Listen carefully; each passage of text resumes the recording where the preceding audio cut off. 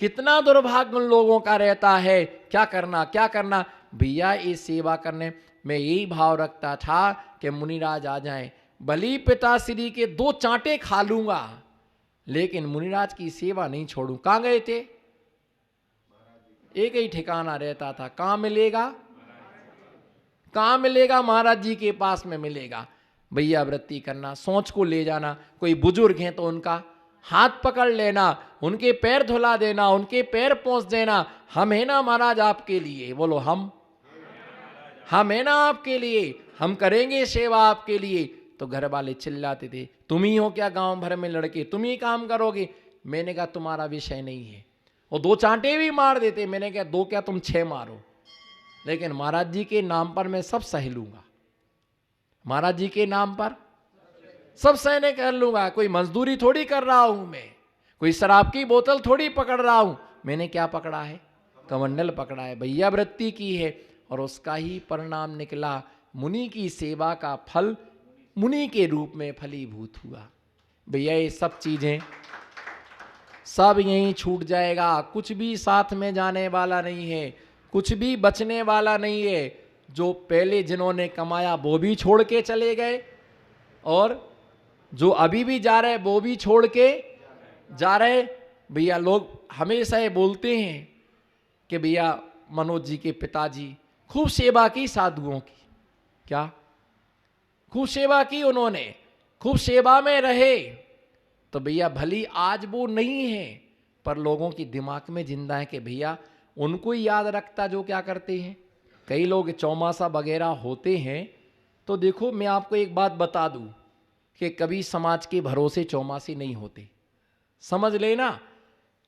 समाज के लोग श्रीफल चढ़ाते हैं, पर उसमें 10-5 लोग बैकग्राउंड में ऐसे होते हैं जो धीरे से बोलते, महाराज जी कोई चिंता नहीं करना, बोलो महाराज जी कोई, आप तो बस हाँ भरो, हम पीछे खड़े हैं, कोई कमी नहीं आएगी। और वो चौके वालों को बोल के रखते, भैया कभी भी आपको ऐसी प्रतिकूलता आए, हम बैठे। आधी रात को बोलना मेरा चौका लगेगा, कभी भी कोई चीज की चिंता नहीं करना, आप तो अच्छे से करो, हम हैं। और वो 10 व्यक्ति 5 व्यक्ति पीछे से रहते हैं, आप तो करो, बाकी सब होता रहता है।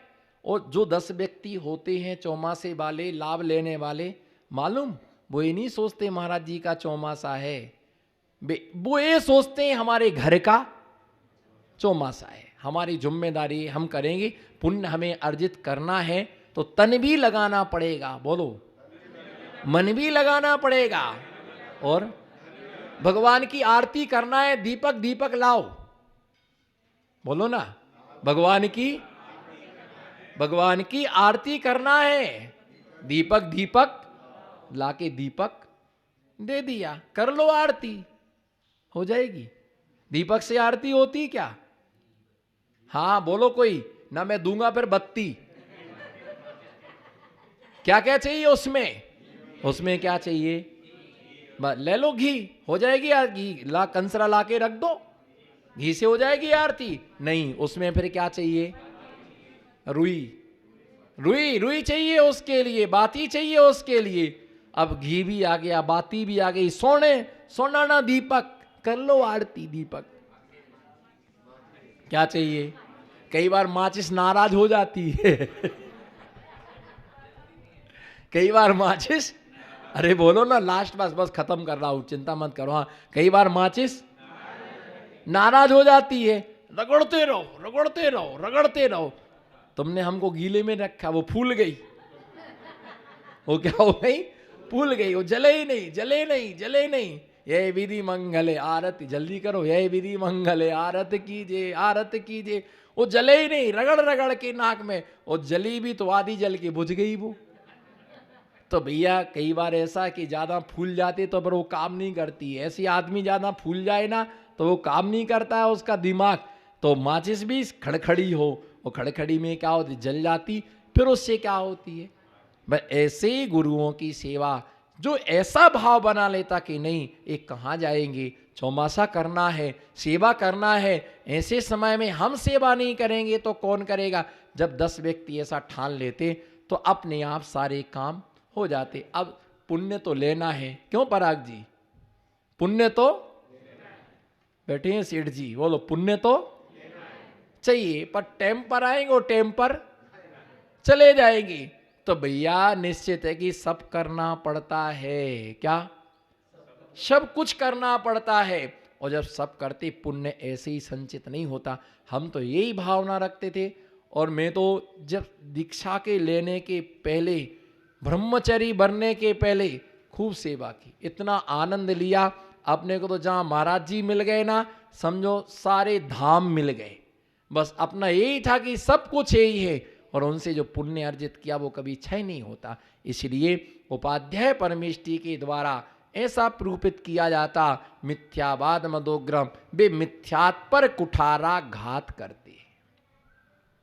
समय पूरा हो गया, पर व्याख्या भी शुरू भी नहीं हुई है।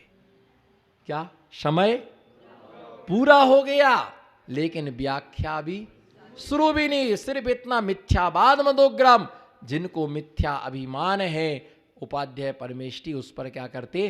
कुठाराघात करते हैं। जिनेंद्र भगवान के वचनों के द्वारा उसके मिथ्यात को चूर चूर कर देते हैं, उसे मिथ्यात से अलग कर देते हैं और सम्यक्त उसके लिए प्रदान करते। तो ऐसे उपाध्याय परमेष्टि की विशेष व्याख्या है ना, इस श्लोक में 4 नंबर के श्लोक में जो है, उसकी विशेष व्याख्या आने वाले समय में करूँगा। अलम विस्तरेणे।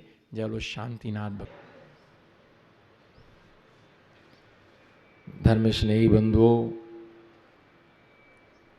आचार्य पूज्यपाद स्वामी ने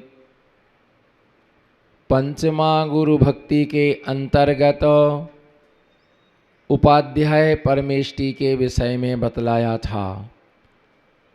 जैन दर्शन में व्यवस्था व्यवस्थित है, और यह व्यवस्था पद जो पंच परम है, पंच परम पद जो है वो गुणों की अपेक्षा से उनको क्रम से बद्ध किया गया। सर्वप्रथम पंच गुरु भक्ति में अरिहंत परमेष्टि के लिए नमस्कार किया गया।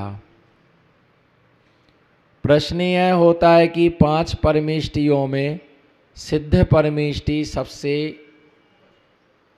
ज्येष्ठ परमेष्टि है, श्रेष्ठ परमेष्टि है अरिहंतों की अपेक्षा। कारण कि सिद्ध परमेष्टि के 4 घातिया 4 अघातिया दोनों प्रकार के कर्म नष्ट हो गए। अरिहंत परमेष्टि के सिर्फ 4 अघातिया कर्म ही अभी नष्ट हुए हैं। कथनचित स्याद्वाद अनेकांतो सापेक्ष कथन की अपेक्षा से अरिहंत परमेष्टि कदाचित संसारी है। क्या?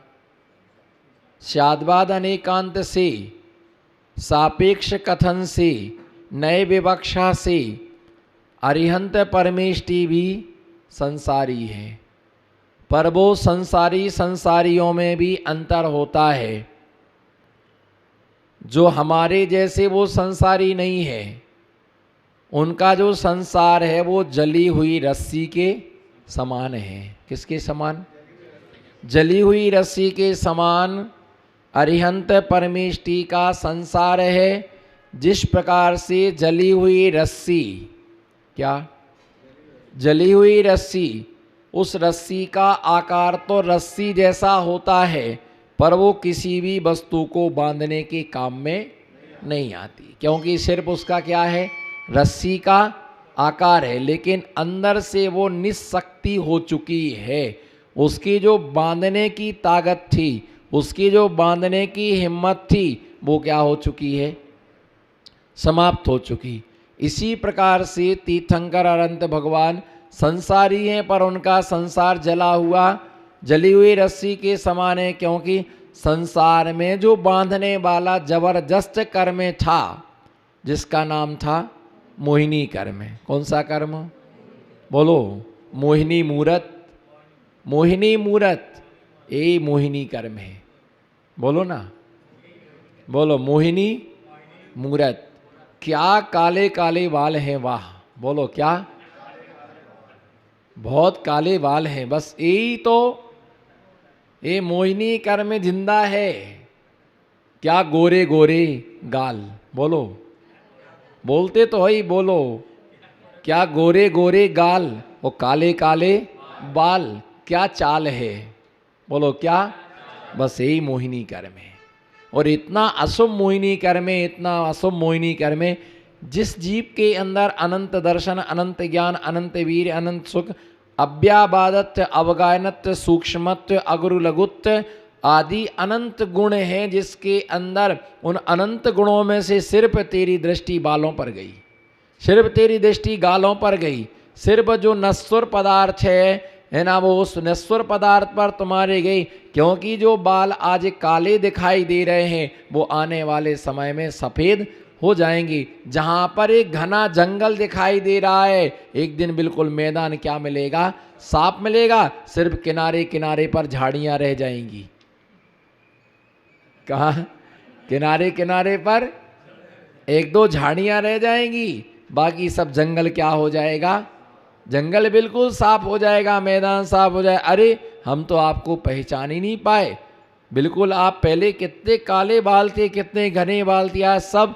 भैया ये निश्चित मान करके चलो कि जो मोहिनी कर में था वो मोहिनी कर में क्या हो गया। मोहिनी 8 कर्मों में, बोलो 8 कर्मों में सबसे हाईएस्ट स्थिति किसकी है, दर्शन मोहिनी कर्म की। और दर्शन मोहिनी कर्म की उत्कृष्ट स्थिति 70 कोड़ा कोड़ी सागर है, और एक कोड़ा कोड़ी सागर पर 100 वर्ष की आबादा होती है। कितनी, एक कोड़ा कोड़ी सागर पर 100 वर्ष की आबादा, जिसका नाम है जीएसटी।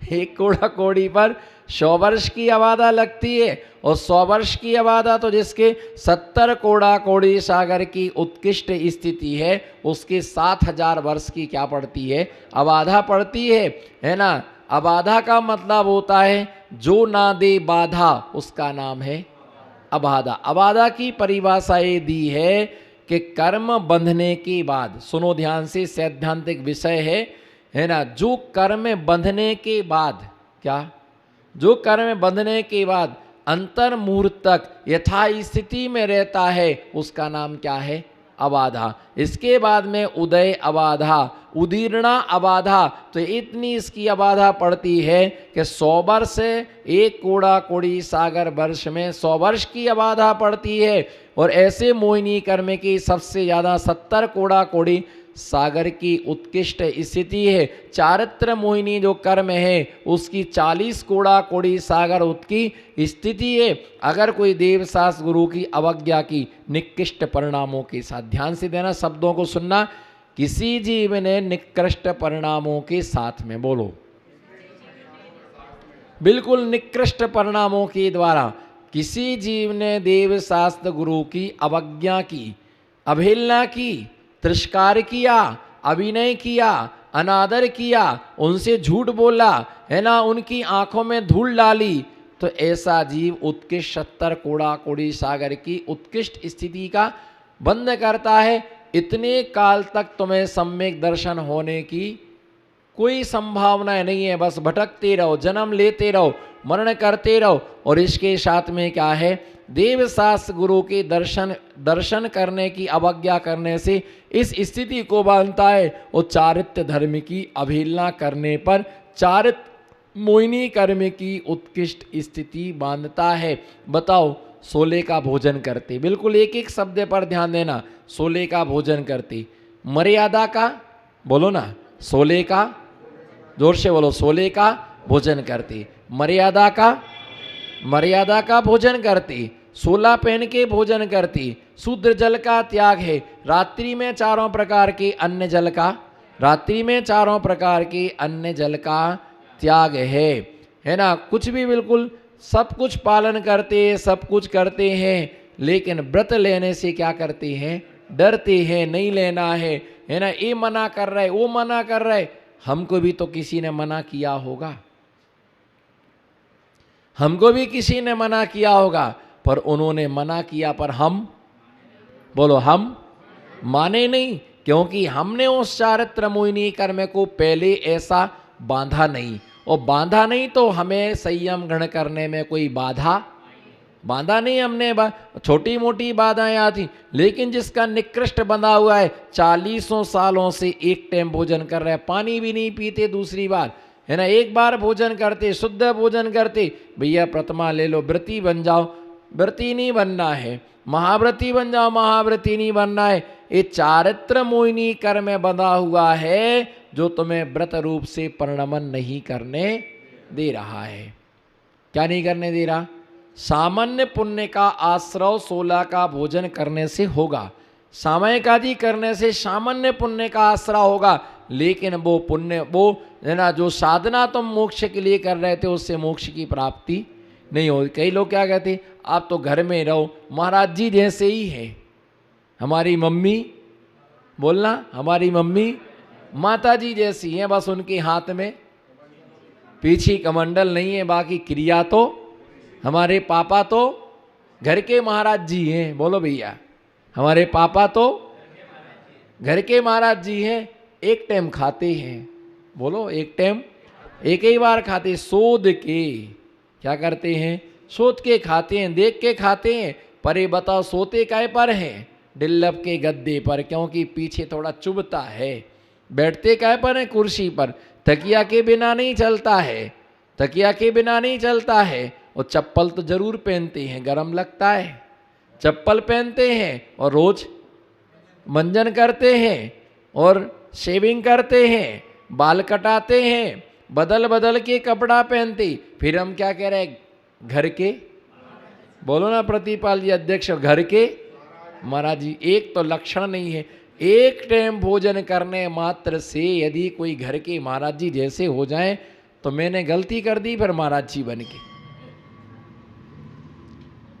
देखो आप ये नट नहीं सकते, कहते लोग ऐसे ही हैं, 100% ऐसे ही बोलते हैं। बच्चे बोलते हैं हमारी मम्मी माता जी की तरह खूब स्वाध्याय करती हैं, तो स्वाध्याय करने मात्र से कोई मुनिराज और माता जी, स्वाध्याय करना भिन्न व्यवस्था है। बोलो, स्वाध्याय करना भिन्न व्यवस्था है ना। और महाराज जी बनना, महाराज जी बनना अलग व्यवस्था है ना। साधु बनना अलग व्यवस्था है, 16 का भोजन करना अलग व्यवस्था है। मान लीजिए आपके किसी के व्यक्ति का उपवास था, अब उपवास था तो शाम से पूछने लगते कल क्या खाओगे, कल क्या खाओगे, तो बटोला बता भी देता, छोला भटोला।